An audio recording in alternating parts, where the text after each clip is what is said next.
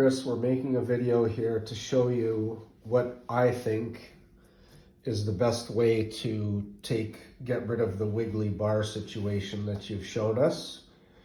And I'm going to send you everything you need to fix this. We'll send it. I know you're in a rush, but sorry, just been really busy here. So this would be your bar base, and this would be the bar insert that fits inside, and here we've got a wiggly connection.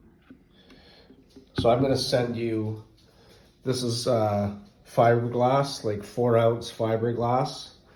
I'm suggesting that you lay this, you'll have to take the bar out completely. You'll lay this inside, and you'll put in 2 or 3 layers of this fiberglass to make sure that you've got not a terribly snug fit, but you know, you're trying to create a shim in here, okay? And what we're gonna do is we're gonna take the fiberglass, and I'm just gonna use one piece because I don't want to waste it.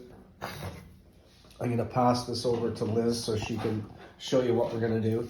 This is 2-part epoxy, and it's very important that when you break this off, that there's 2 little tabs in there, and they've got to come out. So they didn't come out when I broke that off. I don't know if you can see that. So I'm going to cut them off with my scissors. The important thing is that both holes are open, because what we're going to do is we're going to squirt this out here all over this. I'm going to use the plastic that came with the glue, and I'm going to squeeze this out here, and you want to make sure that it comes out both tubes, because there's a part A and there's a part B, and these things have to be mixed together. Sorry, you've got to remove this. This is like a little cap, so if you don't use all the glue, you can put it back on. It's a bit of a pain to get out, I'm sorry. But maybe I'll try the scissors in there too.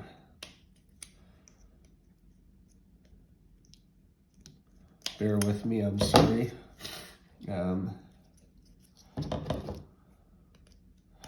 I guess it's best to cut that out first, because the working time with this is only a few minutes. So once I get all of the glue out here that I'm going to need, and I think you're going to need about 2 tubes, like 2 of these per base. You're going to mix the part A and the part B together, and it should get like a creamy white sort of appearance to it. And then you're going to dump this onto the fiberglass,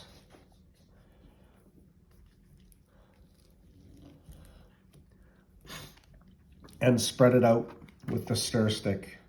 The most important thing is that it's going to be, it doesn't have to completely cover the fiberglass, because some of it's going to be waste and cut off after the fact.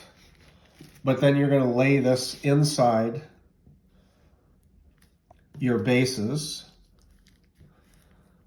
and then you're just going to jam. And if you might have had to use 2 or 3 pieces, I think you're only going to need to use 1. But then you're just going to force this down inside the base, and then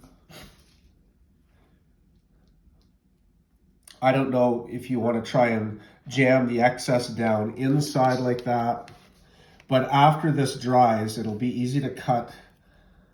It'll be easy to cut off. And then I don't know if you have a handy dad that can help you with this, or a handy mom that knows this type of thing, but it is quite easy to mix that together.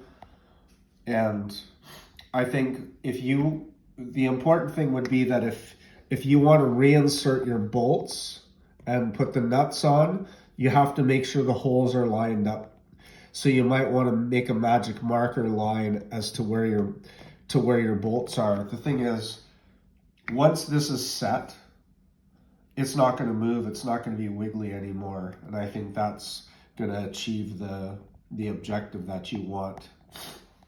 This excess can all be trimmed off tomorrow or in the morning with a utility knife. And then you'd probably want to sand it smooth in case one of your rec kids puts their foot there. Of course, we don't want a little shard of fiberglass going into a coach's foot or a participant's foot. So I'm going to send you 6 tubes of the epoxy, some stir sticks, some fiberglass, and you should be all set to get rid of your wiggly bar.